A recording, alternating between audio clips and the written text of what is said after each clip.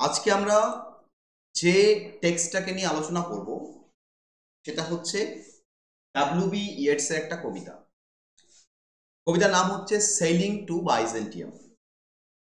তো এটা আমাদের ইন্ট্রোডাকশন ক্লাস।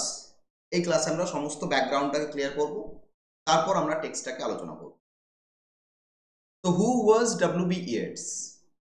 দেখো, ডাব্লিউ.বি. ইয়েটস তার জন্ম 1865, মৃত্যু হচ্ছে 1939। বেসিক্যালি ইয়েটসকে বলা হয় a poet of modern period. যদিও তার জন্মটা ভিক্টোরিয়ান পিরিয়ডে হচ্ছে, কিন্তু দেখো তার লিটারারি ক্যারিয়ার, অর্থাৎ তিনি যখন লেখালেখি করছেন তখন কিন্তু অলরেডি মডার্ন পিরিয়ড চলে এসছে। সেই কারণে আমরা ডাব্লিউ.বি. ইয়েটসকে মডার্ন পিরিয়ডের রাইটার বলে থাকি। দেখো, মডার্ন পিরিয়ড এক্স্যাক্টলি যদি আমরা বলতে চাই তাহলে এক্স্যাক্টলি মডার্ন পিরিয়ডের ডেট হচ্ছে 1901 থেকে শুরু, ঠিক আছে? কিন্তু আমি এখানে 1880 কেন লিখেছি বাবা?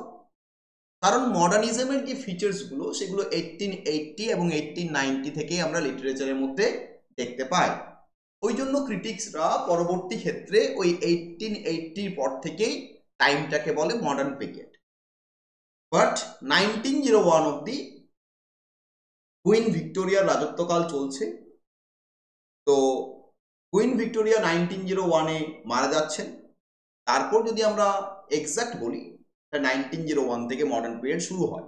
সেটা আমরা হিস্ট্রি অফ ইংলিশ লিটারেচারে পড়েছি। কিন্তু মডার্নিজমের যে বৈশিষ্ট্যগুলো পাওয়া যায় সেগুলো মোটামুটি 1890-এর পর থেকেই শুরু হয়ে যাচ্ছে। তাই আমি এখানে ডেট লিখেছি 1880। ওকে, তো ডাব্লিউ.বি. ইয়েটস এই মডার্ন পিরিয়ডের একজন রাইটার এবং তিনি একজন আইরিশ পোয়েট অ্যান্ড ড্রামাটিস্ট, আয়ারল্যান্ডের রাইটার। এবং তিনি আইরিশ ন্যাশনালিস্ট মুভমেন্টের সাথে যুক্ত। অর্থাৎ আয়ারল্যান্ডও একটা টাইম ইংল্যান্ডের আন্ডারে ছিল, ঠিক আছে? আইরিশ পিপলরাও ব্রিটিশ পিপলদের আন্ডারে ছিল। তো সেই আয়ারল্যান্ড, তাদেরও যে স্বাধীনতার আন্দোলন, জাতীয়তাবাদী আন্দোলন, তাকে বলা হয় আইরিশ ন্যাশনালিস্ট মুভমেন্ট। এবং সেই মুভমেন্টের একজন অন্যতম ব্যক্তি ছিলেন ডাব্লিউ.বি. ইয়েটস। ওকে, এবং আয়ারল্যান্ড স্বাধীনতা পাচ্ছে 1922-তে। ইংল্যান্ডের কাছ থেকে একটা স্বাধীন কান্ট্রি হিসাবে আয়ারল্যান্ড নিজেকে এস্টাবলিশ করছে। এছাড়া ডাব্লিউ.বি. ইয়েটস আইরিশ লিটারারি রিভাইভাল বা আইরিশ লিটারারি রেনেসা বা কেল্টিক টয়লাইট, এই যে একটা সাহিত্যের এবং আর্টের এবং কালচারের যে মুভমেন্ট, একটা Literary, artistic and cultural movement, এই মুভমেন্টের সাথেও তিনি কিন্তু জড়িত। এই মুভমেন্টটা আমরা কোন কোন দিকে দেখতে পাই বাবা?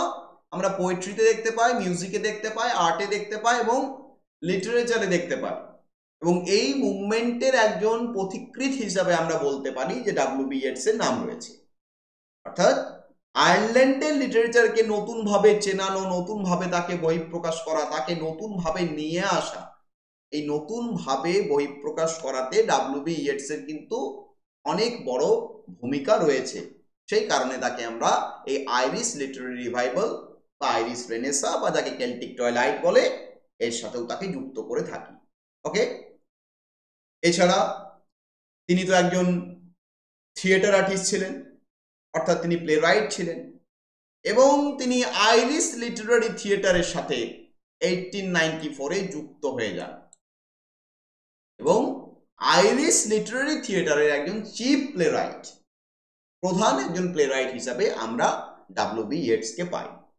ডাব্লিউ.বি. ইয়েটস রয়েছে, জি.বি. শ রয়েছে, জর্জ বার্নার্ড শ, তোমরা যার মেজর বারবারা পড়েছো, তিনিও কিন্তু আইরিশ লিটারারি থিয়েটারের সাথে যুক্ত। কারণ জি.বি. শ তিনি একজন আইরিশ রাইটার। ওকে, তো আইরিশ লিটারারি থিয়েটারের সাথেও যুক্ত হচ্ছেন আমাদের কে বাবা? ডাব্লিউ.বি. ইয়েটস। ডাব্লিউ.বি. ইয়েটস তার কবিতা লেখার স্টাইল কার দ্বারা ইনফ্লুয়েন্সড হয়েছেন বাবা? আমাদের এলিজাবেথন পিরিয়ডের এডমান্ড স্পেন্সারের দ্বারা, রোমান্টিক পিরিয়ডের পি.বি. শেলি, জন কিটস এবং উইলিয়াম ব্লেক, এই সমস্ত কবিদের রাইটিং তাকে ইনফ্লুয়েন্স করেছে। তিনি এনাদের কাছ থেকে ইন্সপিরেশন পেয়েছেন এছাড়া যারা প্রি রাফেলাইট ব্রাদারহুডের সাথে যুক্ত যে সমস্ত রাইটাররা ছিল, আমরা হিস্ট্রি অফ ইংলিশ লিটারেচারে পড়েছিলাম প্রি রাফেলাইট ব্রাদারহুড ভিক্টোরিয়ান পিরিয়ডে হচ্ছে একদল পোয়েট এবং আর্টিস্টের দ্বারা একটা মুভমেন্ট। তো এই মুভমেন্টের রাইটাররাও তাকে ইনফ্লুয়েন্স করে এবং এর সাথে সাথে তিনি ফ্রেঞ্চ সিম্বলিস্ট রাইটার যেমন স্টিফেন ম্যালারমে এবং আর্থার রিম্বল এদের দ্বারাও কিন্তু ডব্লিউ.বি. ইয়েটস ইন্সপায়ার্ড হন এবং তিনি সেই ইন্সপিরেশনগুলোকে তার পোয়েটিক লাইফে কাজে লাগান। ওকে, তো লিটারেচারে ডব্লিউ.বি. ইয়েটস এর কন্ট্রিবিউশনের জন্য ডব্লিউ.বি. ইয়েটস কে 1923 তে নোবেল প্রাইজ দেওয়া হচ্ছে, তাকে সাহিত্যে নোবেল পুরস্কার দেওয়া হচ্ছে। কখন দেওয়া হচ্ছে বাবা? 1923 তে। কেন দেওয়া হচ্ছে? For is always inspired poetry, তার কবিতা একটা ইন্সপিরেশনাল মুড রয়েছে, মানুষকে ইন্সপায়ার করে, which a highly artistic form, এবং সেই কবিতার মধ্যে তিনি একটা হাইলি আর্টিস্টিক ফর্ম অ্যাড করেছেন।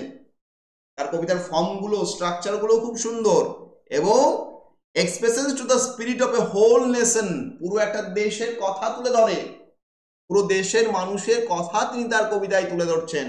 সেই কারণে তাকে 1923 তে সাহিত্যে নোবেল প্রাইজ দেওয়া হয়। আমরা জানি ডব্লিউ.বি.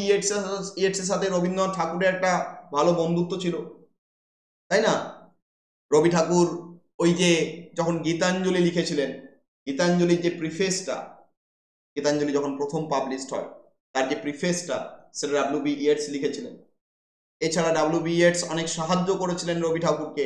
গীতাঞ্জলি যখন রবি ঠাকুর ইংরেজিতে ট্রান্সলেট করেন সেই ট্রান্সলেশনের সময় কিন্তু অনেক সাহায্য করেছিলেন। আমরা জানি ডব্লিউ.বি. ইয়েটস এবং রবীন্দ্রনাথ ঠাকুরের মধ্যে একটা ভালো বন্ধুত্বের সম্পর্ক ছিল। ওকে, তো ডব্লিউ.বি. ইয়েটস এর বেস্ট পোয়েম কোনগুলো, তিনি কোনগুলোর জন্য আমাদের কাছে পরিচিত? তার প্রথম কবিতা the circus animals desertion, the circus animals desertion, the countess Cathleen, Easter 1916। এই যে ইস্টার 1916 এটা আমাদের আইরিশ ন্যাশনালিস্ট মুভমেন্টকে নিয়ে লেখা একটা কবিতা, জাতীয়তাবাদী আন্দোলনকে নিয়ে। আমাদের দেশেও হয়েছে, আমরা ভগৎ সিং, ক্ষুদিরাম বোস, মহাত্মা গান্ধী, নেতাজি সুভাষ চন্দ্র বোস এনাদের নাম পাই, তাই না? এই যে গতকাল 15 আগস্ট ছিল, 15 আগস্টে যখন পতাকা উত্তোলন করা হয় একটা স্পিচ দেওয়া হয়, আমাদের এই জাতীয়তাবাদী আন্দোলন সম্পর্কে বলা হয় সেখানে। তাহলে ইস্টার 1916 আইরিশ ন্যাশনালিস্ট মুভমেন্টকে নিয়ে লেখা। তারপর রয়েছে the lake isle of Innisfree, sailing to Byzantium যেটা আমাদের সিলেবাসে রয়েছে, দ্য সেকেন্ড কামিং বিখ্যাত কবিতা, একটা বিবলিক্যাল অ্যালিউশন যেখানে জিসাস ক্রাইস্টের সেকেন্ড রিটার্নের কথা বলা হচ্ছে, সেপ্টেম্বর 1913 এটাও আইরিশ ন্যাশনালিস্ট মুভমেন্টকে নিয়ে লেখা, the tower, Leda and the swan এবং the wild swans at Coole, যেটা তোমরা অলরেডি ফার্স্ট সেমিস্টারে পড়েছো, তাই না? তাহলে এইগুলো হচ্ছে তার বেস্ট পোয়েম, এগুলোর জন্য তিনি পপুলার। তো তার রাইটিং স্টাইল কেমন, কি ইউনিকনেস রয়েছে তার মধ্যে? দেখো, তিনি একজন symbolist poet, using allusive imagery and symbolic structures. তার কবিতার মধ্যে বিভিন্ন অ্যালিউশন খুঁজে পাওয়া যায়। আজকের কবিতায় দেখো, সেলিং টু বাইজেন্টিয়াম, বাইজেন্টিয়ামের অ্যালিউশন। আমরা বাইজেন্টিয়ামকে প্রত্যেকেই জানি এটা রোমান এম্পায়ার, রোম সাম্রাজ্য ছিল বাইজেন্টিয়াম, ঠিক আছে? তাহলে বাইজেন্টিয়ামকে অ্যালিউট করছেন তিনি, তুলে নিয়ে আসছেন। প্লাস তিনি যেহেতু একজন মডার্ন পোয়েট, তার কবিতায় সেই কারণে আমরা কি পাই? সিম্বল পাই, আমরা তাকে সিম্বলিস্ট পোয়েট বলতে পারি। এবং তার কবিতার মধ্যে মাইথোলজি এবং ফোক টেলস এর ব্যবহার হয়। তিনি পৌরাণিক গল্প, প্রচলিত যে বিভিন্ন কাহিনী, সেই প্রচলিত কাহিনীর কথা, পৌরাণিক গল্পের কথা তিনি তার কবিতাতে ইউজ করেন। তার কবিতাতে love and agony for the old age, এটা কিন্তু তার প্রত্যেকটা কবিতাতেই পাবো। ওল্ড এজ মানে বয়স্ককাল, বৃদ্ধ বয়স, বৃদ্ধ বয়সের প্রতি ভালোবাসা, বৃদ্ধ বয়সের প্রতি একটা দুঃখ যন্ত্রণা, বৃদ্ধ বয়সকে নিয়ে তিনি কিন্তু লিখেছেন। এই যে আজকের কবিতা শুরু হচ্ছে দেখবে একটা ওল্ড ম্যানের কথা দিয়ে, তাই না? বাইজেন্টিয়ামের ফার্স্ট লাইন কি দেখো, আমরা যদি টেক্সটটা দেখি বাইজেন্টিয়ামের টেক্সটের প্রথম লাইনে কি বলছে দেখো, that is no country for old man, তাই না? That is no country for old man. তার মানে বুঝতেই পারছো তার কবিতাতে আমরা কিন্তু কি দেখতে পাই, এই ওল্ড এজের প্রতি একটা কিন্তু লাভ এবং অ্যাগনি, ভালোবাসা, এবং তার সাথে একটা দুঃখের কথাও দেখতে পাই। আর দেখতে পাই lyrical and romanticism and they focused on love. তার কবিতাগুলো সবই কিন্তু লিরিক্যাল। লিরিক্যাল মানে যেখানে কবিতার পার্সোনাল ইমোশন ফিলিংকে শেয়ার করেন তাকে কি বলা হয়, লিরিক পোয়েম বলা হয়। এবং যে কবিতাগুলোর মধ্যে একটা মিউজিক্যাল রিদম স্ট্রাকচার থাকবে, তাহলে তার কবিতার মধ্যে মিউজিক্যাল রিদম থাকে এবং তার কবিতাগুলো পার্সোনাল লাইফের কথাকে তুলে ধরে, সেই কারণে লিরিক্যাল। আর লিরিক্যাল মানেই সেগুলো রোমান্টিসিজম, কারণ রোমান্টিসিজমের মেন বৈশিষ্ট্য কি, সেখানে নেচারের প্রতি ভালোবাসা এবং পার্সোনাল ইমোশন ফিলিংসের কথা শেয়ার করা। তাহলে তার কবিতায় আমরা এই বিষয়গুলো দেখতে পাই এবং তার কবিতাতে ভালোবাসাকে তিনি কিন্তু মেইন থিম হিসাবে দেখান। এবং তার সাথে লঙ্গিং অ্যান্ড লস, লঙ্গিং মানে কোনো কিছু চাওয়া এবং সেটাকে না পাওয়া, এই চাওয়া এবং না পাওয়ার যে দ্বন্দ্ব, এই চাওয়া না পাওয়ার দ্বন্দ্ব কিন্তু তার কবিতায় ফুটে ওঠে। কারণ আমাদের জীবন তো এটাই, আমাদের জীবন কি চাওয়া আর না পাওয়ার অন্তর্বর্তী সময়। এই যে আমরা চাইছি এবং পাচ্ছি না, তার মধ্যে আমরা টাইম স্পেন্ড করছি, দ্যাট ইজ আওয়ার লাইফ। তাই লঙ্গিং অ্যান্ড লস এই বিষয়টাও কিন্তু আমরা ডাব্লিউ.বি. ইয়েটসের পোয়েমের মধ্যে দেখতে পাই। ওকে, যেমন দেখবে আমরা যখন পড়েছিলাম আমাদের লেড অ্যান্ড দ্য সোয়ান, না লেড অ্যান্ড দ্য সোয়ান নয়, কি পড়েছিলাম, দ্য ওয়াইল্ড সন্স অ্যাট কোল। আমরা সেখানে দেখতে পেলাম যে তিনি কাকে, মডগনকে নিয়ে লিখছেন, মডগনের কথাগুলো ফুটে উঠছে, তাই না। মডগনকে ডাব্লিউ.বি. ইয়েটস এর প্রেমিকা, যার সাথে তার সাকসেসফুল একটা রিলেশনশিপ হয়নি। আমরা জানি মডগন এবং ডাব্লিউ.বি. ইয়েটস এর মধ্যে বিবাহ হয়নি, তার জীবনে অনেক চাওয়া না পাওয়া আছে। আমরা ওয়াইল্ড সোয়ান্স অ্যাট কুলে দেখেছিলাম যে 9 and 40 সোয়ান্স, তাই না, 9 and 50 সোয়ান্স, 59টা সোয়ানের কথা বলছিল। 9 and 50 সোয়ান্স মানে 29টা জোড়া, তাই না, 29টা জোড়া মানে 29কে 2 দিয়ে গুণ করলে কি হয়, 58 হয়। আর একটা ছিল কি গো, সিঙ্গেল, তার মানে সবাই জোড়ায় রয়েছে, সিঙ্গেল একটা সোয়ান ঘুরে বেড়াচ্ছে, ওই সিঙ্গেল সোয়ানটা তিনি নিজেকে রিপ্রেজেন্ট করছিলেন। আমরা ফার্স্ট সেমিস্টারে পড়েছি কবিতাগুলো, দেখো ফার্স্ট সেমিস্টার কতটা হেল্প করছে আমাদের এসে এই ফোর্থ সেমিস্টারে, তাই না। তাহলে দেখো এগুলো হচ্ছে ডাব্লিউ.বি. ইয়েটস এর রাইটিং স্টাইলের মধ্যে পড়ে, আমরা তার কবিতার মধ্যে এই বিষয়গুলো কিন্তু দেখতে পাবো। এবারে আমরা আমাদের কবিতা সেলিং টু বাইজেন্টিয়াম নিয়ে আলোচনা করব। যে কবিতাটা কি, কেন এরকম নাম, সেলিং টু বাইজেন্টিয়াম। দেখো সেলিং, সেলিং কথার মানে কি বাবা, সেলিং মানে কোনো একটা দিকে জার্নি করা, যাওয়া, যাত্রা। সেলিং বেসিক্যালি সমুদ্র যাত্রার সাথে যুক্ত। কিসের সাথে যুক্ত, সমুদ্র যাত্রা। আমরা সমুদ্রে যখন নৌকা নিয়ে জাহাজ নিয়ে যাই তখন তাকে সেলিং বলা হয়। তাহলে এখানে সেলিং আমরা সমুদ্র যাত্রা শুধু বলবো না, আমরা কি বলবো, একটা যাত্রা, একটা জার্নি বলবো। তাহলে জার্নিটা কোন দিকে দেখতে পাচ্ছি আমরা, বাইজেন্টিয়াম নগরীর দিকে। দেখো বাইজেন্টিয়াম নগরী ডাব্লিউ.বি. ইয়েটস যখন বিলং করছেন তখন তো বাইজেন্টিয়াম বলে কোনো নগরী নেই, কারণ বাইজেন্টিয়াম হচ্ছে একটা প্রাচীন রোমান সাম্রাজ্য, যেটা অনেকদিন আগে শেষ হয়ে গেছে। ওই যে কনস্টান্টিনোপল মনে পড়ে, কনস্টান্টিনোপল ধ্বংস হয়ে গেছিল 1445 রোম সালে। তাহলে বাইজেন্টিনোপল পতন হয়ে গেছে, তাহলে পুরনো জিনিস, তিনি সেই পুরনো জিনিসে ফেরত যেতে চান। দেখো আমরা তোর কবিতার মধ্যে একটু আগেই পেলাম love and agony for the old age, তার কাছে ওল্ড ইজ গোল্ড। তিনি পুরনো মেমোরিতে ফেরত যেতে চাইছেন। কেন চাইছেন, যখন আমরা পোয়েমটা পড়বো তখন বুঝতে পারবো কেন তিনি সেলিং করতে চাইছেন টুয়ার্ডস বাইজেন্টিয়াম। এটা হচ্ছে কবিতার টাইটেল, ঠিক আছে। কবিতাটা কখন লেখা হচ্ছে বাবা, সেপ্টেম্বর 1926-এ। তখন ডাব্লিউ.বি. ইয়েটস প্রায় 60 বা 61 বছর বয়স, 60 or 61 বা 61 ইয়ার্স ওল্ড। আমরা ঠিক এক্সাক্ট বলতে পারবো না, হিসাব করলে 60-61 বছরই আসছে, ওই জন্য 61 বছর লিখে রেখেছি। কখন পাবলিশড হচ্ছে কবিতাটা? প্রথম পাবলিশড হচ্ছে 1927-এ অক্টোবর ব্লাস্ট ম্যাগাজিনের অক্টোবর ইস্যুতে ফার্স্ট পাবলিশড। সেকেন্ড পাবলিশড হচ্ছে দ্য টাওয়ার নামে একটা কালেকশনে 1928-এ। দেখো টাওয়ার নামে একটা কবিতাও রয়েছে, আবার টাওয়ার নামে একটা কালেকশনও রয়েছে। টাওয়ার নামে একটা কবিতাও রয়েছে তার, আবার টাওয়ার নামে একটা কালেকশন। তাহলে পাবলিশড হচ্ছে প্রথমত ব্লাস্ট বলে একটা ম্যাগাজিনে, তারপর বই আকারে পাবলিশড হচ্ছে। যে বইটার মধ্যে পাবলিশড হচ্ছে সেই বইটার নাম হচ্ছে দ্য টাওয়ার 1928-এ। ডব্লিউ বি ইয়েটস এই সেলিং টু বাইজেন্টিয়াম এর পরবর্তী ক্ষেত্রে আবার একটা সিকুয়েল কবিতা লিখেছেন, জানো তো? সিকুয়েল বোঝো তো? পার্ট 1, পার্ট 2, পার্ট 3 এগুলোকে সিকুয়েল বলে। যেমন আমরা সিনেমার সিকুয়েল দেখতে পাই, পুষ্পা 1, পুষ্পা 2, পুষ্পা 3, তাই না? কেজিএফ 1, কেজিএফ 2, কেজিএফ 3, ঠিক সেই রকমই এর সিকুয়েল আছে। এর সিকুয়েলটার নাম হচ্ছে বাইজেন্টিয়াম।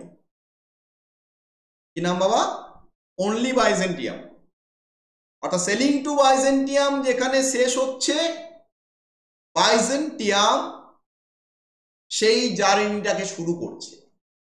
অর্থাৎ সেলিং টু বাইজেন্টিয়ামের যেখানে শেষ, সেই জায়গা থেকে শুরু কোন কবিতা বাবা? বাইজেন্টিয়াম। ওকে, তাহলে বুঝতেই পারছো অনেক সময় প্রশ্ন দিতে পারে, আমি সেই কারণে তোমাদেরকে জানিয়ে দিলাম যে এর একটা সিকুয়েল আছে, সিকুয়েলের নাম হচ্ছে অনলি বাইজেন্টিয়াম। কবিতাটা কাকে ডেডিকেট করা হয়েছে? এই কবিতা যিনি ডেডিকেট করেছেন একজন আইরিশ আর্টিস্টকে, তার নাম হচ্ছে নোরা ম্যাকগিনিস। নোরা ম্যাকগিনিস, ইনি একজন আইরিশ আর্টিস্ট, একজন শিল্পী মানুষ, তাকে ডেডিকেট করে লিখেছেন। ওকে, কবিতা জনরা কি, কেমন কবিতা? লিরিক পোয়েম, এটা লিরিক্যাল কবিতা। এটাকে আমরা একটা ওডও বলতে পারি। ওড মানে আমরা জানি কাউকে ডেডিকেট করে লেখা কবিতা, কোনো একটা বিষয়কে ডেডিকেট করে লেখা কবিতা, এবং সেখানে কবিতার পার্সোনাল ইমোশন শেয়ার করবে, কারণ ওডের একটা কোয়ালিটি হচ্ছে লিরিক। তাহলে এখানে দেখো বাইজেন্টিয়ামকে ডেডিকেট করে লেখা হচ্ছে, এটা ওডও বলতে পারি। তার সাথে এটা একটা মডার্নিস্ট পোয়েম, কারণ এখানে বাইজেন্টিয়াম টোটালি একটা সিম্বল। বাইজেন্টিয়াম শুধু একটা নগরী নয়, বাইজেন্টিয়াম টোটাল একটা সিম্বল। তাহলে এটা একটা লিরিক পোয়েম। এর স্ট্রাকচারটা কেমন? এই কবিতায় 4টে স্ট্যান্জা আছে, প্রত্যেকটা স্ট্যান্জায় 8 লাইন করে লেখা আছে, এবং এই যে 8 লাইন করে লেখা স্ট্যান্জাকে বলা হয় কি বাবা? ওটাভা রিমা। তাহলে এটা ওটাভা রিমাতে লেখা হয়েছে। এক একটা স্ট্যান্জায় যখন 8টা করে লাইন থাকে, সেই 8টা করে লাইন যুক্ত স্ট্যান্জা যদি একটা পার্টিকুলার রাইম স্কিমকে ফলো করে, দেখো সব 8 লাইন ওটাভা রিমা নয়। 8 লাইনকে অক্টেভ বলা হয় বেসিক্যালি। 8 লাইনকে কি বলা হয়? অক্টেভ। কিন্তু ওটাভা রিমার একটা কোয়ালিটি আছে, তার রাইম স্কিমটা এক হবে। তাহলে যদি কোনো কবিতা 8টা লাইনে লেখা হয়, প্রত্যেকটা স্ট্যান্জা 8টা করে লাইন থাকে, এবং সেই 8টা লাইনের একটা পার্টিকুলার স্ট্যান্জা থাকে, সেই স্ট্যান্জা প্যাটার্নকে ফলো করে 8 লাইনের ওই স্ট্যান্জা যুক্ত কবিতাকে বলা হয় ওটাভা রিমা। কি স্ট্যান্জাতে কি রাইম থাকে বাবা? এই রাইমটা থাকে, দেখো এবি এবি এবি শেষে সিসি, অর্থাৎ 6টা অল্টারনেটিং লাইন থাকবে, আর লাস্টে একটা কি থাকবে গো? কাপলেট। কাপলেট মানে 2 লাইন, তারপর সিসি। এগুলো অল্টারনেটিং হচ্ছে, A B A B A B alternate করে হচ্ছে, এ হচ্ছে, তারপর বি, তারপর আবার এ, তারপর আবার বি, তারপর আবার এ, তারপর আবার বি, আর লাস্টে কি হচ্ছে বাবা? কাপলেট। অর্থাৎ 6 লাইন অল্টারনেটিং লাইনে প্লাস 2 লাইন হচ্ছে কি বাবু? একটা কাপলেট। কাপলেট মানে 2 লাইনের রিদম হবে। তখন 2 লাইন যুক্ত রিদম, তাকে আমরা কি বলি? কাপলেট বলি। যেমন উইলিয়াম শেক্সপিয়ারের সনেটে আমরা পাই, কি পাই? 3 কোয়াট্রেন্স, একটা কনক্লুডিং কাপলেট, অর্থাৎ 4 লাইন করে 3টে স্ট্যান্জা, একটা 2 লাইনের স্ট্যান্জা। তাহলে সব যা পড়ছো ফার্স্ট সেমিস্টার থেকে, সব কিন্তু ইন ফিউচার তোমাদের কাজে লাগছে জিনিসগুলো বোঝার জন্য। ওই জন্য ভালো করে সব মনে রাখতে হবে। তাহলে এটা হচ্ছে ওটাভা রিমা। ওটাভা রিমা সব 8 লাইন নয়, 8 লাইনের সাথে সাথে এই রাইম স্কিমটা থাকবে, যেখানে শেষ হবে কাপলেট দিয়ে, এবং এখানে কিছু কিছু জায়গায় আমরা স্ল্যান্ট রাইম বা হাফ রাইমের ব্যবহার দেখতে পাই।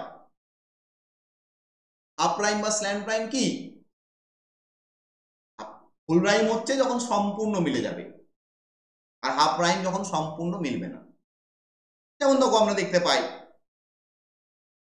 যেমন ওয়াল সোল, দেখো ওয়ালের সাথে সোল সম্পূর্ণ মিলছে না, মিলছে কি? কিন্তু কবিতাটাকে রিদিম দেওয়ার জন্য ডাব্লিউ.বি. ইয়েটস এই হাফ রাইমের ব্যবহার ইউজ করছে। যেমন ইয়াং সাং, এগুলো মিলে যাচ্ছে, এটা হচ্ছে ফুল রাইম। ইয়াং সাং। থিং ব্রিং, দেখো মিলে যাচ্ছে, থিং ব্রিং, একবারই হুবহু। কিন্তু দেখো ওয়াল, ওয়ালের সাথে কি মিলতো? ওয়ালের সাথে সোল মিলতো না, শাল মিলতো বা সল। ওয়াল সোয়াল, ওয়ালের সাথে সোয়াল মিলতো, কিন্তু এখানে ওয়ালের সাথে কি রয়েছে? সোল রয়েছে। তাহলে কবি কবিতার স্ট্রাকচারটাকে ঠিক করার জন্য তিনি করেছেন। কেন করেছেন? তিনি দেখাতে চাইছেন the tension between imperfection and eternity. এটা তো এটাই মেইন থিম।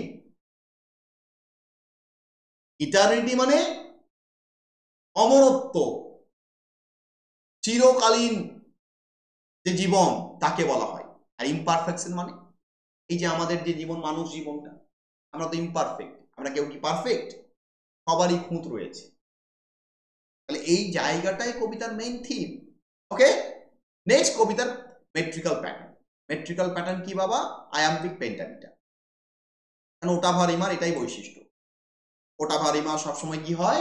আয়াম্বিক পেন্টামিটারে লেখা হয়, 8 লাইন থাকে এবং তার মধ্যে ওই একটা পার্টিকুলার রাইম স্কিম থাকে, তাকে ওটাভা রিমা বলা হয়। তাহলে এখানে ওটাভা রিমার ব্যবহার হয়েছে। কিছু কিছু জায়গায় আমরা দেখতে পাই প্রোকাইড ব্যবহার হয়েছে, স্পন্ডির ব্যবহার হয়েছে, অ্যানাপেস্টের ব্যবহার হয়েছে, আর পিরিকেরও ব্যবহার হয়েছে। বাট ম্যাক্সিমাম যেটা, সেটা কি বাবা? আয়াম্বিক পেন্টামিটারে লেখা হয়েছে। মাঝখানে এক দুটো ভ্যারিয়েশন রয়েছে, যেমন ভ্যারিয়েশন থাকে, তোমরা প্রস্তুতি করতে গিয়ে পেয়েছিলে ফার্স্ট সেমিস্টারে। নেক্সট হচ্ছে মেইন থিম। কবিতার মেইন থিম কি? Number 1, aging and mortality. অর্থাৎ আমাদের জীবনে আমরা ইয়াং এজ থেকে আস্তে আস্তে কোন দিকে চলে যাই? ওল্ড এজের দিকে চলে যাই। তাহলে আমরা আস্তে আস্তে বুড়ো হই। তাহলে বুড়ো হওয়া আমাদের কোন দিকে নিয়ে যায় বাবা? মৃত্যুর দিকে নিয়ে যায়। তাহলে এখানে আমরা প্রথমত পেয়ে যাচ্ছি একটা থিম, যে থিমকে আমরা বলতে পারি এজিং অ্যান্ড মর্টালিটি। অর্থাৎ বয়স্ক হয়ে যাওয়া এবং ধীরে ধীরে মৃত্যুর দিকে এগিয়ে আসা। 2 নাম্বার কি দেখতে পাচ্ছি? Search for immortality through art and spirit. তাহলে কবি এখানে একটা ইমমর্টালিটি সার্চ করছে। কিসের মাধ্যমে গো? আর্টের মাধ্যমে। এই যে বাইজেন্টিয়াম, বাইজেন্টিয়াম কিসের সিম্বল? Byzantium is a metaphor for transcendence beyond the mortal realm. অর্থাৎ বাইজেন্টিয়াম এমন একটা জায়গা, যে জায়গাটা আমাদের এই মৃত্যুপুরীর চেয়ে অনেক উন্নত। অর্থাৎ Byzantium is a place of immortality. Byzantium মানে হচ্ছে ইমমর্টালিটি, অমরত্বের একটা সিম্বল। এবং সেই অমরত্বকে আমরা কিসের মধ্যে দেখতে পাচ্ছি? আমরা দেখতে পাচ্ছি আমাদের আর্টের মাধ্যমে, শিল্পের মাধ্যমে। কারণ বাইজেন্টিয়াম সভ্যতা ও শিল্প সংস্কৃতির একটা নিদর্শন। রোমান বাইজেন্টিয়াম সভ্যতা তোমরা ইতিহাসে পড়েছো কিনা জানি না, শিল্প আর্ট কালচারের একটা নিদর্শন। আর শিল্প আর্ট কালচার সেটাই তোমাকে কি দিতে পারে? ইমমর্টালিটি দিতে পারে। আর কি দেখতে পাচ্ছি বাবা? Transformation and artistic permanence. অর্থাৎ কবি এখানে একটা ট্রান্সফরমেশন দেখিয়েছেন, পরিবর্তন দেখিয়েছেন। কবি বলছেন যে ফিজিক্যাল তো মানুষ মারা যায়, কিন্তু মানুষের স্পিরিচুয়াল ডেথ হয় না, আর্টিস্টিক ডেথ হয় না। দেখো আজকে ডাব্লিউ.বি. ইয়েটস মারা গেছেন, কিন্তু তার আর্টিস্টিক সত্তার কি মৃত্যু হয়েছে? হয়নি। রবি ঠাকুর মারা গেছেন, রবি ঠাকুরের আর্টিস্টিক সত্তার কি মৃত্যু হয়েছে? হয়নি। যারা বড় বড় স্কাল্পচর, যারা বড় বড় বিভিন্ন মূর্তি বানিয়েছেন, পিকচার বানিয়েছেন, তারা মারা গেছেন, কিন্তু তাদের শিল্প সত্তা কখনো মারা যায়নি। তাহলে এখানে কবি এই বিষয়টাকে বোঝাতে চাইছেন যে আর্ট মানুষকে ট্রান্সফর্ম করে, পরিবর্তন করে, এবং আর্ট মানুষকে কি দেয়? আর্টিস্টিক পার্মানেন্স দেয়। এই তিনটে মেইন থিমের ওপর কবিতাটা লেখা হয়েছে। এবারে symbolic significance of Byzantium. Byzantium কি? দেখো, বাইজেন্টিয়াম হচ্ছে একটা ancient Greek city.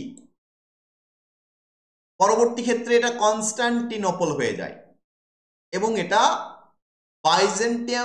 Byzantine empire বা ইস্টার্ন রোমান এম্পায়ার নামেও পরিচিত ছিল। প্রাচীন গ্রিক এবং রোমান সভ্যতা বাইজেন্টিয়াম, যার আরেক নাম হচ্ছে কি গো? কনস্টান্টিনোপল। বাইজেন্টিয়াম মানে বুঝতেই পারছো, এটা অনেক দীর্ঘদিনের একটা সভ্যতা, প্রায় 1000 বছর চলেছিল। বুঝতে পারছো? 1000 বছর। একটা সভ্যতা 1000 বছর চলা মানে যাতা ব্যাপার নয় বাবা। কোনো সভ্যতায় 1000 বছর চলেনি। মোগল সাম্রাজ্য কতদিন চলেছে? ওই মোটামুটি 400-500 বছর, ওর বেশি নয়। ব্রিটিশ সাম্রাজ্য কত বছর চলেছে? 200 বছর। কিন্তু ভাবো, এই সাম্রাজ্য 1000 বছরের সাম্রাজ্য, মানে বিরাট বড় সাম্রাজ্য। মানে ওয়েস্টার্ন রোমান এম্পায়ার যখন পতন হলো, তখন তৈরি হলো ইস্টার্ন রোমান এম্পায়ার। এই ইস্টার্ন রোমান এম্পায়ারই হচ্ছে কনস্টান্টিনোপল, বা যাকে আমরা বাইজেন্টিয়াম এম্পায়ার বলতে পারি। এবং বাইজেন্টিয়াম কিসের প্রতীক? শিল্পের প্রতীক, কালচারের প্রতীক, আর্টের প্রতীক, ড্যান্স, মিউজিক, স্কাল্পচার, সমস্ত কিছুর প্রতীক। বাইজেন্টিয়াম একটা স্বর্গের মতো জায়গা, বিরাট সাম্রাজ্য, বিরাট উন্নতির একটা প্রতীক।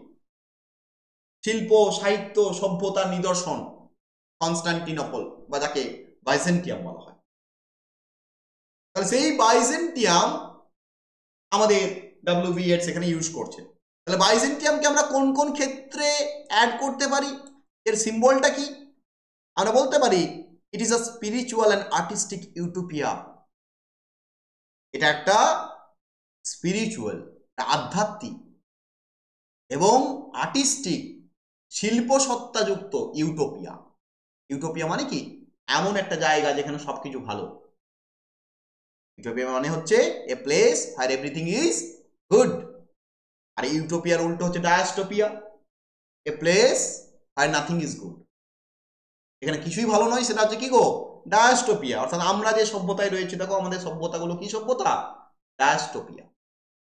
এখানে কিছুই ভালো নয়, কত কিছু খারাপ। এটা কিন্তু একটা ইউটোপিয়ান সভ্যতা। বাইজেন্টিয়াম সিম্বলাইজ করছে একটা ইউটোপিয়াকে। এখানে রিলিজিয়াস, অ্যাস্থেটিক এবং practical life harmoniously integrated, A realm of timeless art and wisdom. এখানে ধর্মীয়, যেখানে নান্দনিক, এবং যেখানে মানুষের প্র্যাকটিক্যাল চিন্তা ভাবনা একসাথে বেড়ে উঠছে। এটা হচ্ছে একটা আর্টিস্টিক, একটা আর্টের নিদর্শন, জ্ঞানের নিদর্শন, যেটা অফুরান, যেটা কখনো শেষ হবে না। তাহলে বাইজেন্টিয়ামের প্রথম সিম্বল। এছাড়া বাইজেন্টিয়ামকে কি বলা হচ্ছে? বাইজেন্টিয়ামকে বলা হচ্ছে metaphorical destination signifying the speaker's longing for eternal artistic বা formal beauty and freedom from the bodily decline. এখানে বিভিন্ন ভাবে ইয়েটস বোঝাতে চাইছেন যে বাইজেন্টিয়াম মানে তিনি তার এই ফিজিক্যাল থেকে, ফিজিক্যাল বডি থেকে মুক্ত হয়ে একটা স্পিরিচুয়াল ওয়ার্ল্ডে নিজেকে ট্রান্সফর্ম করতে চান।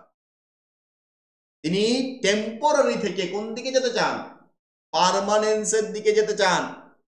যেমন এখান থেকে বিভিন্ন সিম্বল আছে, gold mosaic, holy fire, gold enamelling. এগুলোর মাধ্যমে ডব্লিউ.বি. ইয়েটস এর যে ইটারনাল আর্টিস্টিক লাইফ চাইছেন, তিনি একটা ফিজিক্যাল লাইফ থেকে বেরিয়ে গিয়ে তাকেও তুলে ধরছে আমাদের এই বাইজেন্টিয়াম। এছাড়া ডব্লিউ.বি. ইয়েটস নিজে বলেছেন Byzantium is A civilisation where unity of spiritual, aesthetic and practical life was achieved. Byzantium একটা এমন জায়গা যেখানে স্পিরিচুয়াল, অ্যাস্থেটিক এবং প্র্যাকটিক্যাল লাইফ তিনটাকে একসাথে পাওয়া যায়। দেখো, তিনটাকে কখনো একসাথে পাওয়া যায় না। যেখানে ধর্মীয় জীবন থাকবে, যেখানে অ্যাস্থেটিক জীবন থাকবে, সেখানে প্র্যাকটিক্যালিটি থাকে না। কারণ ধর্ম সবসময় প্র্যাকটিক্যাল কথা বলে না। ধর্ম প্র্যাকটিক্যাল কথা বললে একটা সুপার ন্যাচারাল বিং এ বিশ্বাস করতো না। ধর্ম এমন অনেক কিছু কথা বলে যেগুলো তোমার অদ্ভুত মনে হবে, কিন্তু আমরা মেনে নিই ধর্মকে। কেন মেনে নিই? ধর্ম আমাদের একটা ইডিওলজি। আমরা জানি যে এটা ভগবান, এটা ঈশ্বর, এটা এই ওই, আমরা মেনে নিই। ধর্ম প্র্যাকটিক্যাল নয়। অ্যাস্থেটিক মানে কি? নান্দনিক সৌন্দর্য। নান্দনিক মানে সেটা সবচেয়ে বিউটিফুল। তা যখন তুমি সবচেয়ে বিউটিফুল কোনো জিনিসের খুঁজে যাবে বা কোনো জিনিসকে পাওয়ার চেষ্টা করবে, তখন তোমার মধ্যে কি থাকবে না? প্র্যাকটিক্যালিটি থাকবে না। অর্থাৎ তুমি ঝর্ণা দেখছো, ঝর্ণাটা তোমার সবচেয়ে ভালো লাগছে, তুমি চাইছো যে ঝর্ণার সামনেই দাঁড়িয়ে সারা জীবন পার করে দিই। প্র্যাকটিক্যালি কি সম্ভব? ঝর্ণার সামনে তুমি সারা জীবন দাঁড়িয়ে থাকো, খাবে কি? কে খাওয়াবে তোমাকে? রোজগার করতে হবে না? কিন্তু বাইজেন্টিয়াম ইয়েটস এর মতো এমন একটা জায়গা যেখানে স্পিরিচুয়াল বলো, রিলিজিয়াস বলো, অ্যাস্থেটিক বলো, প্র্যাকটিক্যাল বলো, সবকে একসাথে অ্যাচিভ করা সম্ভব। এটা কবির ইমাজিনেশন। কবি বাইজেন্টিয়ামকে ওই জায়গায় নিয়ে যাচ্ছেন, কারণ বাইজেন্টিয়াম একটা এমন সভ্যতা, যে সভ্যতা আর্ট, কালচার, সাহিত্য, সভ্যতার একটা নিদর্শন, কালচার একটা নিদর্শন। এটা বিরাট জায়গা একটা। 1000 বছর ধরে একটা সভ্যতা ছিল। 1000 বছর একটা সভ্যতা থাকা মানে বুঝতেই পারছো সেই সভ্যতা বিরাট বড় একটা জায়গায় পৌঁছে গেছিল, তাই না? তার নিদর্শন। সেই কারণে তিনি ওই বাইজেন্টিয়ামকে অ্যাজ এ মেটাফোর ইউজ করছেন। তিনি এটাকে ইউজ করছেন কি হিসাবে? As a symbol of artistic and spiritual transcendence. অর্থাৎ আর্টিস্টিক এবং স্পিরিচুয়াল ট্রান্সেন্ডেন্সের কথা, একটা পরিবর্তন, একটা ট্রান্সফরমেশনের কথা, যেখানে আর্টিস্টিক এবং স্পিরিচুয়াল ডেভেলপমেন্ট সম্ভব। So this is the background of the poem Sailing to Byzantium. Byzantium actually W B Yeats কখনো দেখেননি, বা অ্যাকচুয়ালি বাইজেন্টিয়ামে কখনো যাওয়াটা পসিবল নয়। কারণ ডব্লিউ বি ইয়েটস যখন বিলং করছেন তখন বাইজেন্টিয়াম নগরী আর নেই। বাইজেন্টিয়াম নগরী আমরা যতদূর সম্ভব 1453 নাগাদ তার পতন হয়ে যায়। ফল অফ কনস্টান্টিনোপল, আমার মনে নেই এক্সাক্ট ইয়ারটা, তাও আমি মোটামুটি বলছি 1453 নাগাদ ফল অফ কনস্টান্টিনোপল ঘটে, এবং সেই সময় আমরা দেখতে পাই বাইজেন্টিয়াম নগরীর সভ্যতার, মানে কনস্টান্টিনোপলের পতন মানেই বাইজেন্টিয়ামের পতন। কিন্তু ডব্লিউ বি ইয়েটস ওখানে ফিরে যেতে চাইছেন, ওই পুরনো আর্টিস্টিক, ওই কালচারাল, ওই সমস্ত কিছু যে সৌন্দর্যকে তিনি উপভোগ করতে চাইছেন, কারণ তার কাছে Byzantium is far more than physical world. তিনি ফিজিক্যাল ওয়ার্ল্ড থেকে বেরিয়ে গিয়ে ট্রান্সফর্ম করতে চাইছেন একটা স্পিরিচুয়াল ওয়ার্ল্ডে। সেই স্পিরিচুয়াল ওয়ার্ল্ডের সিম্বল হচ্ছে আমাদের Byzantium. Okay, so this is the background of the poem Sailing to Byzantium. Clear? চলো তাহলে আমরা টেক্সটটা শুরু করি। ঠিক আছে, আমরা ইন্ট্রোডাকশন করলাম, এবার আমরা টেক্সটটাকে পড়ব। আমরা প্রথমত এই ফার্স্ট সেকশন, 8টা করে লাইন আছে, বুঝতেই পারছো প্রত্যেকটা সেকশনে। আমরা ফার্স্ট সেকশনকে পড়ব। তাহলে দেখো কি বলছে। এই প্রথম লাইনটাই খুব ইম্পর্টেন্ট, কবিতার প্রথম লাইনটাই খুব ইম্পর্টেন্ট। প্রথম লাইনেই কবি বলছেন, that is no country for old men. তিনি বাইজেন্টিয়ামের কথা বলছেন। বাইজেন্টিয়াম কি আমরা অলরেডি বুঝলাম, এবং তিনি প্রথমেই বলছেন যে তিনি একটা এমন জগতের কথা বলছেন যে জগতে যারা বয়স্ক মানুষ তাদের কোনো কি নেই গো, প্লেস নেই।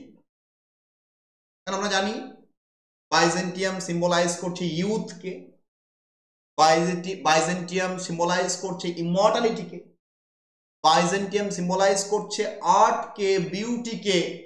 তাহলে সেখানে বুড়ো লোকদের কোনো স্থান নেই। ডব্লিউ বি ইয়েটস নিজে কিন্তু বুড়ো, 60-61 বছরের বুড়ো যখন কবিতাটা লিখছেন। আর তিনি নিজেই কি বলছেন গো, that is no country for old man. কারণ আমরা জানি তার কবিতায় কি পাওয়া যায়, love and agony for the old age. Old এজকে তিনি ভালোবাসেন, আমার ওল্ড এজকে নিয়ে তার অনেক অ্যাগনিও আছে, দুঃখ আছে। কেন দুঃখ আছে? কারণ ওল্ড এজের তো বাবা অনেক কষ্ট আছে, তাই না? ওল্ড এজ মানে তখন তুমি ভালো করে হাঁটতে পারবে না, ভালো করে খেতে পারবে না, কোথাও যেতে পারবে না, অনেক problem. That's why love and agony. তিনি বলছেন that is no country for old man. এই দেশটা কোনো বুড়ো লোকেদের দেশ নয়। The young in one another's arms, যেটা এমন জায়গা এখানে ইয়াং লাভারদের দেখতে পাওয়া যায়। ইয়াং বলতে এখানে ইয়াং লাভারদের কথা বলছে, যারা একে অপরকে জড়িয়ে ধরে থাকে। বাইজেন্টিয়াম তাদের জায়গা, ইয়াং প্রেমিকদের জায়গা, প্রেমিক প্রেমিকাদের জায়গা। তারা একে অপরকে ভালোবাসবে, আদর করবে, জড়িয়ে ধরে থাকবে। কোথায়? এই বাইজেন্টিয়ামে। Birds in the trees, those dying generations add their songs. এবং তারা কোথায় থাকবে? তারা থাকবে গাছের তলায়। তারা থাকবে গাছের তলায়। যে গাছের মধ্যে পাখিরা গান গাইবে, সেই গাছের তলায় ইয়াং প্রেমিক প্রেমিকা একে অপরকে জড়িয়ে ধরে থাকবে, এবং তারা কিন্তু তাদের মৃত্যু নিয়ে চিন্তিত নয়। Those dying generations, তারা তাদের মৃত্যু নিয়ে কি গো চিন্তিত নয়। তারা জানেই না তারা মৃত্যু কি, এই মৃত্যু ভয় তাদের মধ্যে নেই। কারণ তারা কোথায় রয়েছে? বাইজেন্টিয়ামে রয়েছে। যেহেতু তারা বাইজেন্টিয়ামে রয়েছে, সেই কারণে তাদের মৃত্যু ভয় নেই। তারাও মারা যাবে, তারাও ডাইং জেনারেশনস, কিন্তু তাদের মৃত্যু ভয়টা নেই। নেক্সট কি বলছে দেখো, the salmon falls, the mackerel crowded seas. মাছেদের কথা বলছে। স্যালমন একটা মাছের নাম, ম্যাকারেল একটা মাছের নাম, সামুদ্রিক মাছের। তিনি সমুদ্রের কথা বলছেন, যে ঠিক যেমন সমুদ্রে স্যালমন এবং ম্যাকারেল মাছে পরিপূর্ণ থাকে, ঠিক আছে? যেমন সমুদ্র পরিপূর্ণ থাকে কি দিয়ে গো? স্যালমন এবং ম্যাকারেল মাছ, এই দুটো মাছই বেশি পাওয়া যায় সমুদ্রে, প্রচুর পরিমাণে থাকে, অ্যাবান্ডেন্স, একবারই পরিপূর্ণ থাকে। Fish, flash or foul command all summer long, whatever is begotten, born and dies.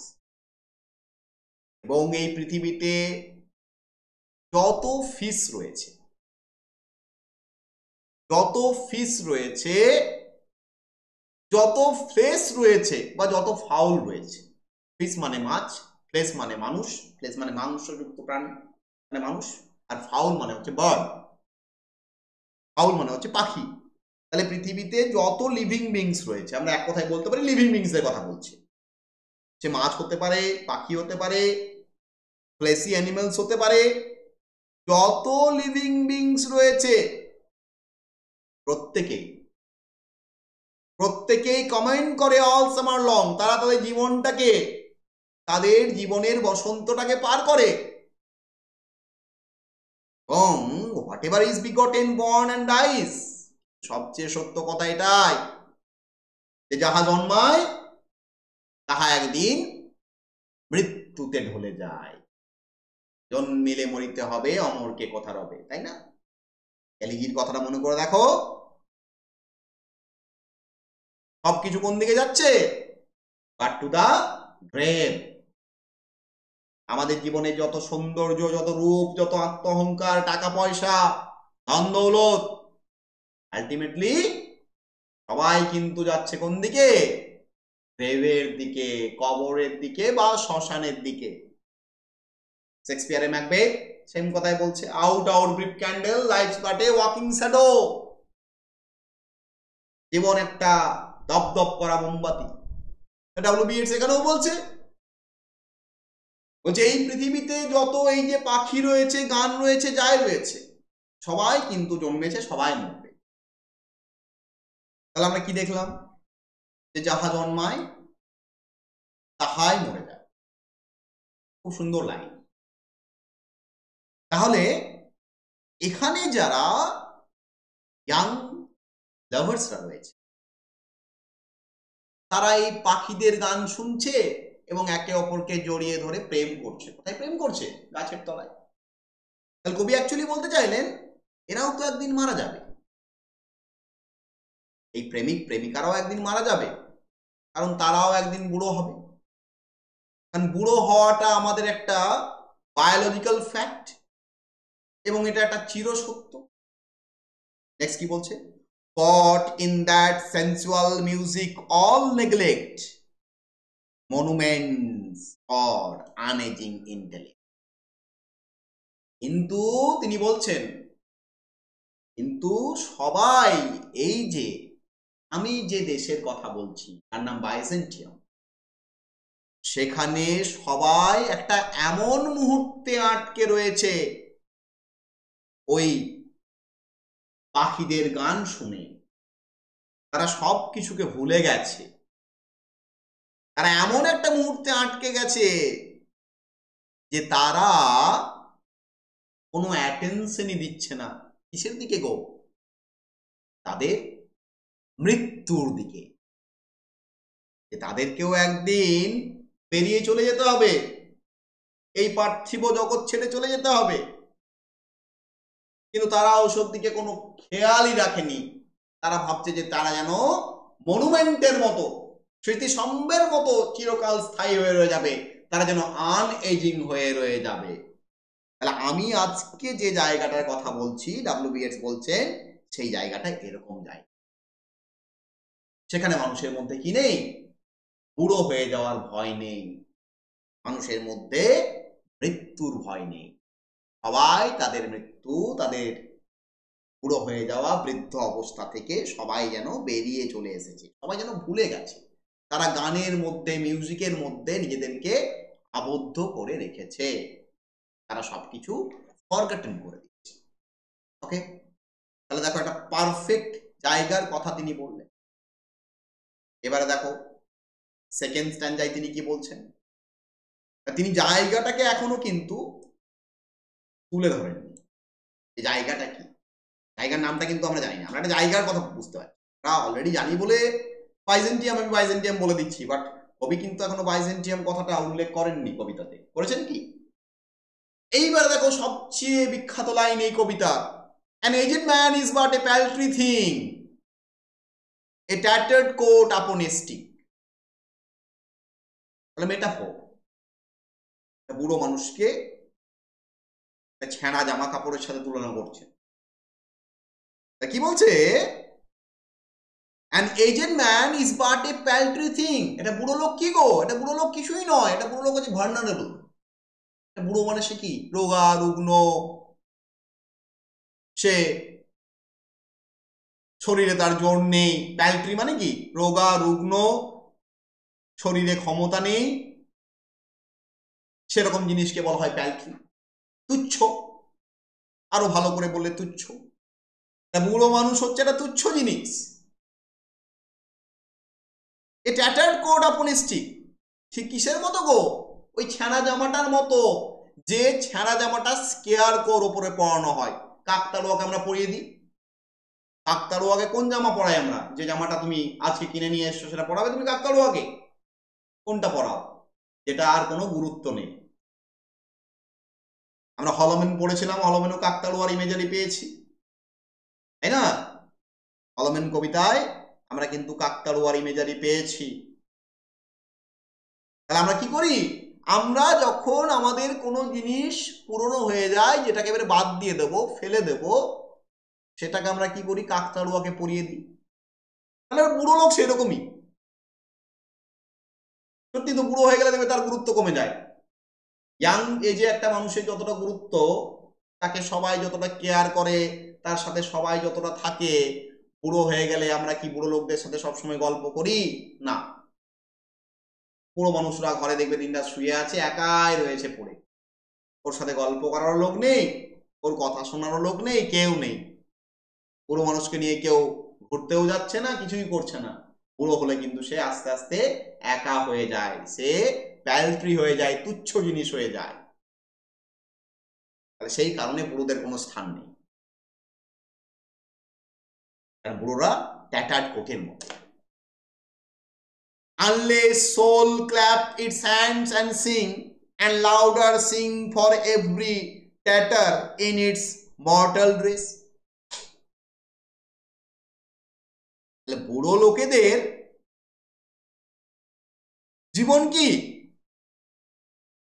তার জীবনে সে ওন আউট হয়ে গেছে, সে ট্যাটার হয়ে গেছে। তার যে মর্টাল ড্রেস মানে তার এই বডি, ফিজিক্যাল বডিটাকে কি বলা হচ্ছে? মর্টাল ড্রেস বলা হচ্ছে। যে আমরা একটা জামা পরে আছি, জামাটা হচ্ছে আমাদের বডি, আমাদের আত্মা আমাদের একটা জামা পরে আছে। আত্মা কি করে?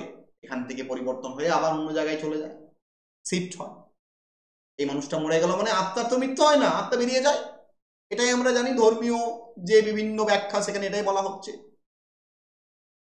তাহলে বুড়ো মানুষ সে ওন আউট হয়ে যায়, সে ট্যাটার হয়ে যায়, সে পুরনো। কিন্তু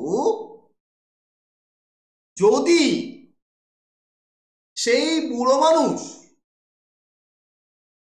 নিজেকে পুনরুজ্জীবিত করতে চায়, তাহলে তাকে কি করতে হবে? তার আত্মাকে, আত্মা মানে স্পিরিট, ভেতরের উদ্যম, তার সোল, তাকে তার সোলকে পুনরুজ্জীবিত করতে হবে। তাকে আনন্দে, তাকে গানে, মিউজিকে ভরিয়ে তুলতে হবে।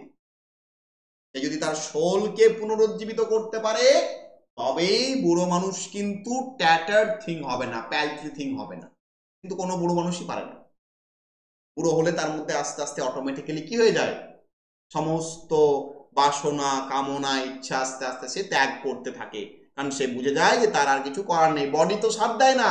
তোমার ইচ্ছা করছে ঝর্ণা দেখার, ঝর্ণা দেখতে গেলে তোমার পাহাড় উঠে যেতে হবে। তুমি কি তখন আর পাহাড় উঠতে পারবে লাঠি নিয়ে? পারবে না। তখন তোমার অটোমেটিক্যালি তোমার আত্মাও, তোমার স্পিরিট, তোমার সোলও কি হয়ে যায়? ঝিমিয়ে যায়। তাহলে কবি ওটাই বলছেন, এই মর্টাল ড্রেস কি করে দেয়? আমাদের সবকিছুকে আস্তে আস্তে নষ্ট করে দেয়। No, nor is there singing school, but studying monuments of its own magnificence.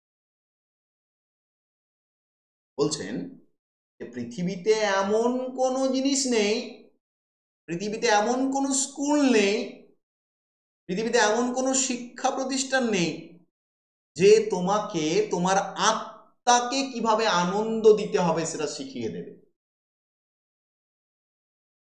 তোমাকে গান শিখিয়ে দেবে, গান তো শেখাতে পারে, গান শেখানোর স্কুল আছে, কিন্তু গান শেখানো মানে এখানে প্লেন গান শেখানোর স্কুলের কথা বলছে না। তোমার আত্মার আনন্দ, তোমাকে নিত্যানন্দ, তোমার আত্মাকে আনন্দে মুখরিত করার গান শেখানোর মতো পৃথিবীতে কোনো স্কুল নেই। But studying monuments of its own magnificence. কিন্তু যদি কোনো মানুষ নিজের উদ্যমকে, নিজের স্পিরিটকে, নিজের সোলকে উজ্জীবিত রাখতে চায়, তাহলে তাকে সেটা নিজেকে শিখতে হবে। সত্যি তো, তুমি বুড়ো হয়ে যেতেই পারো, কিন্তু তা বলে তুমি তোমার স্পিরিটটাকে নষ্ট করো না। তুমি চাইলে তুমি নিজেকে আবার কি করতে পারো? পুনরুজ্জীবিত করতে পারো। কিসের মাধ্যমে? তোমাকে শিখতে হবে কি করে নতুনত্বকে কি করা যায়? অ্যাকসেপ্ট করা যায়। এই যে দেখো, এখন অনলাইনের যুগ। মনে করো আমি টিচার, আমি যদি সেই পুরনো পদ্ধতিতেই পড়ে থাকতাম, আমি যদি বলতাম না অনলাইন আমি জানি না, অনলাইন পড়াতে পারবো না, অনলাইনে আবার ক্লাস হয় নাকি, আমি যদি এই কথাগুলো বলতাম, তাহলে আমি কি হয়ে যেতাম গো? আমি হয়ে যেতাম an aged man is but a paltry thing হয়ে যেতাম। কেন? কারণ আমি তো নিজেকে পুনরুজ্জীবিত করতে পারলাম না। পারলাম কি? আমি নিজেকে নতুন যুগের সাথে মানিয়ে নিতে পারলাম কি? পারলাম না। তা যখন মানিয়ে নিতে পারলাম না, আমাকে কি করবে? নতুন যুগ রিজেক্ট করে দেবে, তাই তো? তাহলে কি বলছে? যে তোমাকে পুনরুজ্জীবিত করার মতো শিক্ষা দেওয়ার কোনো স্কুল নেই, এটা জেনে রাখবে। কেউ তোমাকে শেখাতে পারবে না কি করে পুনরুজ্জীবিত হতে হবে, ওটা তোমাকে নিজেকে শিখতে হবে। হ্যাঁ, age is just a number, তাই না? এই যে কথাটা, যে আমরা যদি ভাবি আমি বুড়ো হয়ে গেছি, বুড়ো হয়ে গেছি, বুড়ো হয়ে গেছি, তাহলে তুমি বুড়ো হয়ে গেছো। তুমি যদি তোমার বুড়ো হয়ে যাতেও নিজের মধ্যে নতুনত্ব আনতে পারো, তাহলে তুমি নতুন। সেটা কেউ তোমাকে শেখাবে না, সেটা শেখানোর কোনো স্কুল নেই, তোমাকে নিজেই জানতে হবে। সেই কারণে ইয়েটস বলছে, কি বলছে, তিনিও তো বুড়ো হয়ে গেছেন, 60 বছর বয়সে গিয়ে লিখছেন, and therefore I have sailed the seas and come to the holy city of Byzantium. সেই কারণে আমি 7 সমুদ্র 13 নদী পার করে এসেছি কোথায়, এই পবিত্র শহর বাইজেন্টিয়ামে। কারণ বাইজেন্টিয়াম কাকে রিপ্রেজেন্ট করে, ইউথফুলনেস কে রিপ্রেজেন্ট করে। বাইজেন্টিয়াম কাকে রিপ্রেজেন্ট করে, ইয়াং এজ কে রিপ্রেজেন্ট করে। বাইজেন্টিয়াম কাকে রিপ্রেজেন্ট করে, ইমমর্টালিটি কে রিপ্রেজেন্ট করে। সেই কারণে আমি 7 সমুদ্র 13 নদী পার করে আজ কোথায় এসেছি গো, বাইজেন্টিয়ামে এসেছি। কেন এসেছি, কারণ আমি an aged man is but a paltry thing হয়ে থাকতে চাই না। আমি কি চাই, আমি চাই solid clap hands and sing। আমি নিজেকে সেই পুনরুজ্জীবিত করতে চাই, সেই কারণে আমি বাইজেন্টিয়ামে এসেছি। দেখো তিনি কত সুন্দর আস্তে আস্তে বাইজেন্টিয়ামে প্রবেশ করলেন, তাই না। প্রথমে বললেন যে বুড়ো লোকেদের কোনো জায়গা নেই, সত্যি তো বুড়ো লোকদের কোথাও কোনো জায়গা নেই, সবসময় সব জায়গায় ইয়াং দিকেই গুরুত্ব দেওয়া হয়। তিনি বললেন age is just a number, age is just a number. এজকে এজের মতো দেখো, নাম্বারের মতো দেখো, নিজের মধ্যে নিজের ম্যাগনিফিকেন্সটা রাখো, নিজেকে পুনরুজ্জীবিত করো। আমিও সেই পুনরুজ্জীবিত করতে এসেছি কোথায় বাবু, Byzantium. Next third standard, third স্ট্যান্ডার্ডে কি বলছে দেখো, থার্ড স্ট্যান্ডার্ডে এবারে বাইজেন্টিয়াম শহরের কথা। ও sages standing in God's holy fire as in the gold mosaic of a wall। এবার তিনি বাইজেন্টিয়াম নগরীতে ঢুকে গেছেন, ঠিক আছে। এবারে বাইজেন্টিয়াম নগরীতে যে ডেকোরেশন রয়েছে, বড় বড় চার্চ গুলো রয়েছে, ওয়াল বলতে এগুলো চার্চের ওয়ালের কথা বলা, সব গোল্ড মোজাইক, সব মোজাইক করা। মোজাইক মানে কি, মার্বেল, সুন্দর ঝকঝকে চকচকে, যেটা প্লেন, তাকে মোজাইক করা হয়।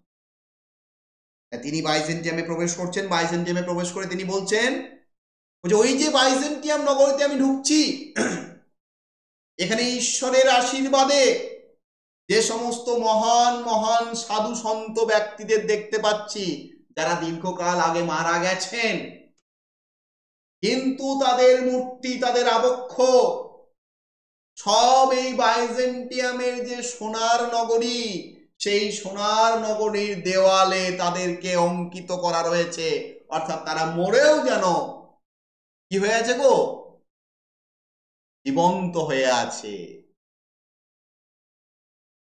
কাম from the holy fire print in a gyre. দেখো জায়ার কথা, জায়ার কথা তুমি আবার পাবে, ইটস এ জায়ার একটা থিওরি। তোমরা যদি সেকেন্ড কামিং পড়ো, সেকেন্ড কামিং শুরু হচ্ছে turning and turning into the widening gyre. Yeats বিশ্বাস করেন যে প্রত্যেক 2000 বছর পর পর পৃথিবীর ভেল পরিবর্তন হয়। প্রত্যেক 2000 বছর পর পর পৃথিবী কি হয়ে যায়, পরিবর্তিত হয়ে যায়। পৃথিবী স্পাইরাল ওয়েতে ঘুরছে, যেমন স্প্রিং হয় না, স্প্রিং, স্প্রিং যেমন গোল গোল গোল গোল গোল গোল করে উপর দিকে ওঠে, স্প্রিং বা স্পাইরালিং ওয়েতে পৃথিবী ঘুরছে, এবং 2000 বছর পর পর এই পরিবর্তন হয়, একটা যুগ থেকে নতুন একটা যুগে কি হয়ে যায়, শিফট হয়ে যায়। তাকে ইয়েটস বলছে জায়ার। সেকেন্ড কামিং পড়লে আমরা প্রথমেই জায়ার দিয়ে শুরু পাই।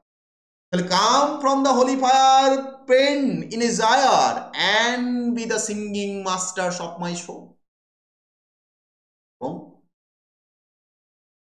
ডব্লিউ.বি. ইয়েটস ওই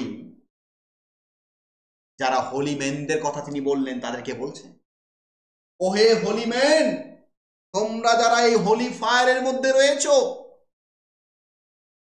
তোমরা যারা ওই স্পাইরালিং করতে করতে এই জগতের মধ্যে রয়েছো, তাদেরকে আমি বলছি তোমরা এখান থেকে বেরিয়ে এসো, তোমরা আবার পুনরায় পুনরুজ্জীবিত হও এবং আমাকে শেখাও, আমাকে ওই গান গাইতে শেখাও। কোন গান গাইতে শেখাও? ওই যৌবনের গান গাইতে শেখাও, ওই জীবনের গান গাইতে শেখাও। আমিও তো বুড়ো হয়ে গেছি, আমি তোমাদের কাছে এই কারণে এসেছি, আমি তোমাদের কাছে এই কারণে এসেছি কারণ জানি তোমরা অমর, তোমরা হোলি, তোমরা পবিত্র, তোমরা তোমাদের ওই জায়গা থেকে হোলি ফায়ার থেকে বেরিয়ে এসো। ওই যে যারা সেন্ট, যাদের আবক্ষ, যাদের মূর্তি তৈরি করা আছে, তাদেরকে বলছে তোমরা বেরিয়ে এসো, তোমরা আবার পুনরুজ্জীবিত হও, তোমরা আমাকে শেখাও। Consume my heart away, sick with desire and fasten to a dying animal, it knows not what it is. এবং তিনি বলছেন তোমরা এসে আমার এই ফ্লেসি হার্টটাকে নিয়ে চলে যাও, কারণ আমি তো একটা মরণশীল মানুষ, আমি তো একটা পার্থিব জীব। তাহলে পার্থিব জীবেদের মধ্যে কি থাকে? ডিজায়ার থাকে, কামনা থাকে আমাদের মধ্যে। টাকা চাই, বাড়ি চাই, ঘর চাই, এই চাই, ওই চাই, এগুলো কি আমাদের কামনা? তো চাহিদা। তাহলে বলছে আমিও তো একটা পার্থিব জীব, তাহলে আমার মধ্যে অনেক চাহিদা রয়েছে, তাহলে আমার মধ্যে অনেক চাহিদা রয়েছে। আমি একটা পশুর মতো। আমি কেমন পশু? যে পশু মৃত্যুর দিকে ঢলে পড়েছে, কারণ আমার বয়স হয়ে গেছে। সেই কারণে আমি আসল অ্যাস্থেটিক বিউটি কি সেটা জানি না, আমি আসল ইমমর্টালিটি কি সেটা জানি না। সেই কারণে ওহে পবিত্র আত্মা, ওহে পবিত্র মহান সেজ সাধু সন্তগণ, তোমাদের বলছি তোমরা আমার এই মনটাকে নিয়ে নাও। কোন মনটাকে নিয়ে নাও? যেটা পার্থিব, যে শুধু ডিজায়ার, কামনা বাসনায় লিপ্ত। এই কামনা বাসনায় লিপ্ত আমার এই হৃদয়কে তোমরা আমার কাছ থেকে নিয়ে নাও, and gather me into the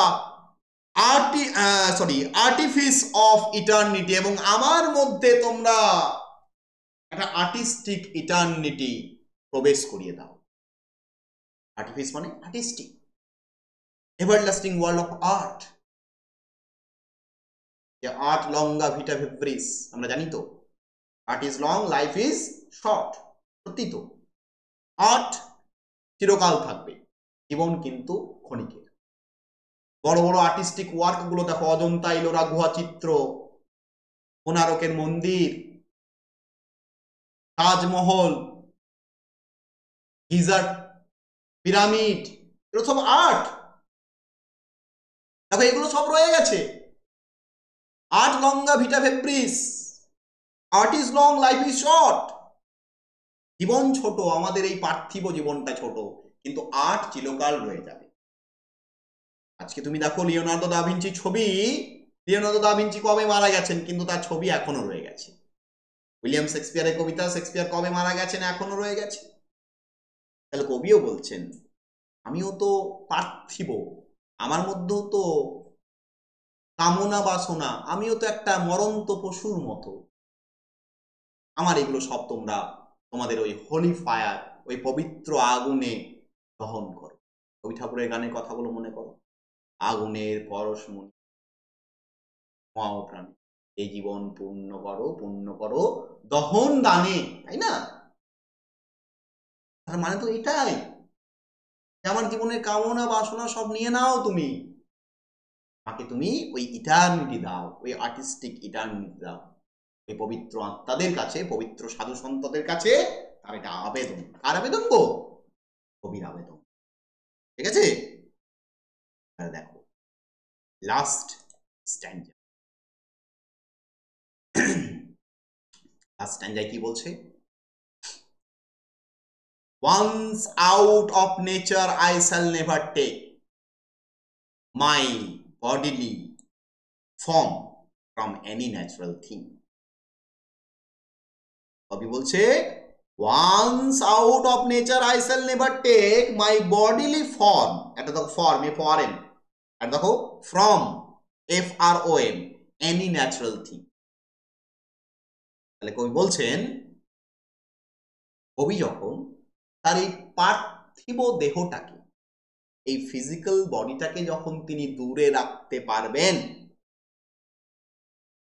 তাই না, তখন তিনি আর কখনোই তার ওই ফিজিক্যাল বা পার্থিব বডিটাকে অ্যাকসেপ্ট করতে পারবেন না। আমরা সবাই ফিজিক্যালিটির মধ্যে রয়েছি বলেই তো আমরা স্পিরিচুয়ালিটিকে অ্যাকসেপ্ট করতে পারি না। আমরা কেন স্পিরিচুয়ালিটিকে অ্যাকসেপ্ট করতে পারি না? কারণ আমরা প্রত্যেকে ফিজিক্যাল, আমাদের মধ্যে প্রত্যেকের মধ্যে কামনা বাসনা রয়েছে। যারা এই ফিজিক্যালিটি থেকে বেরিয়ে গেছে তারা এই ফিজিক্যালিটিকে কখনো অ্যাকসেপ্ট করতে পারে না। তাহলে কবি বলছেন, once out of nature I shall, আমি যখন এই ন্যাচারাল বডি থেকে বেরিয়ে যাব, ফিজিক্যাল বডি থেকে বেরিয়ে যাব, আই শ্যাল নেভার টেক, আমি আর কখনো নেব না। কি নেব না? মাই বডিলি ফর্ম, আমার ওই ফিজিক্যাল বডিটাকে, ফ্রম এনি ন্যাচারাল থিং, যেটা থেকে আমি বেরিয়ে এসেছি, সেটা আমি আর কখনোই গ্রহণ করব না। But such a form as Grecian goldsmiths make of hammered gold and gold enameling to keep a drowsy emperor away, আর কিন্তু আমি কোনটা নেব? দেখো এখানে আমরা কিডস বলছে, কিডস কি নেবেন? তিনি নেবেন ঠিক যেমন গ্রেসিয়ান আর্টিস্টরা, গ্রেসিয়ান মানে কি বাবা? গ্রিক দেশীয়। গ্রেসিয়ান মানে হচ্ছে গ্রিক দেশীয়, গ্রিস থেকে গ্রেসিয়ান। গোল্ডস্মিথ মানে হচ্ছে আর্টিস্ট, স্বর্ণকার। স্বর্ণকার তো একজন আর্টিস্ট, তিনি সোনার জিনিসপত্র বানান। তিনি বলছেন, but such a form as Grecian goldsmiths make of hammered gold and gold enameling to keep a drowsy emperor awake, ঠিক যেমন গ্রিক দেশের প্রাচীন সভ্যতার আর্টিস্টরা সোনা কেটে কেটে, সোনা ঠুকে ঠুকে খুব সুন্দর সুন্দর সোনার কারুকার্য বানিয়েছেন, এবং সেগুলো কোন রাজার রাজপ্রাসাদে, রাজার বেডরুমের মধ্যে লাগিয়েছেন, এবং যেগুলো রাজা না ঘুমিয়ে জেগে জেগে সেই আনন্দটাকে, সেই সৌন্দর্যটাকে উপভোগ করে, সোনার ওই কারুকার্য করা ওই আর্টিস্টদের কাজকে, আমি সেরকম একটা ফর্ম নেব। অর্থাৎ আমি আমার ফিজিক্যাল বডিকে ত্যাগ করব, ফিজিক্যাল বডিকে ত্যাগ করে এই যে বাইজেন্টিয়াম সভ্যতার যারা আর্টিস্ট, যারা স্বর্ণকার, তারা যেমন মহান মহান সম্রাটদের জন্য বিভিন্ন সুন্দর সুন্দর কারুকার্য বানিয়েছে, যেগুলো মহান সম্রাটরা তাদের জাগন্ত অবস্থায় উপভোগ করে, আমি ঠিক সেই রূপটা নেব। তাহলে দেখো আমরা এই কবিতাটার মধ্যে একটা হেলেনিস্টিক অ্যাটমসফিয়ার পাচ্ছি না? কিডস পড়েছিলাম তখন আমরা হেলেনিজম পেয়েছিলাম। হেলেনিজম কি? Use of Greek art, culture and philosophy. এখনই ভুলে যাচ্ছ, ভুললে হবে না। Use of Greek art, culture and philosophy, Greek art, culture, ফিলসফির কথাকে হেলেনিজম বলা হয়। তাহলে এখানেও দেখো আমরা একটা হেলেনিস্টিক অ্যাটমসফিয়ার পাচ্ছি, এখানেও দেখো আমরা হেলেনিজম পাচ্ছি। বাইজেন্টিয়াম তো একটা গ্রিক নগরী, রোমান এম্পায়ারের কথা বলছে, গ্রেসিয়ান গ্রিক দেশীয় স্থাপত্যের কথা বলছে, অলংকারের কথা বলছে, আর্টিস্টিক ক্রিয়েশনের কথা বলছে। তাহলে হেলেনিস্টিক বা হেলেনিজম আমরা কবিতার মধ্যে দেখতে পাচ্ছি। তিনি ফিজিক্যাল বডিটা ত্যাগ করে ওই আর্টিস্টদের তৈরি করা কারুকার্য একটা বডি পেতে চান। or set upon a golden bow to sing, তিনি হয়তো ওই সোনালী শাখার, সোনালী গাছের শাখার একটা সোনালী পাখি হতে চায় এবং যে গান গাইতে চায়। অর্থাৎ তিনি তার ফিজিক্যাল বডিটাকে আর চান না, তিনি চান তার একটা বডি, যে বডিটা কারা বানিয়েছে গো? বাইজেন্টিয়ামের কোনো এক আর্টিস্ট বানিয়েছে, কোনো এক শিল্পী বানিয়েছে, যেটা অমর, যেটা চিরকালীন, যেটা দীর্ঘদিন থাকবে, তিনি সেটা চান। তিনি ওই সোনার কোনো এক গাছের মধ্যে চেপে রয়েছে সোনার পাখি, যে গান গাইছে সেই সোনার পাখি হতে চান।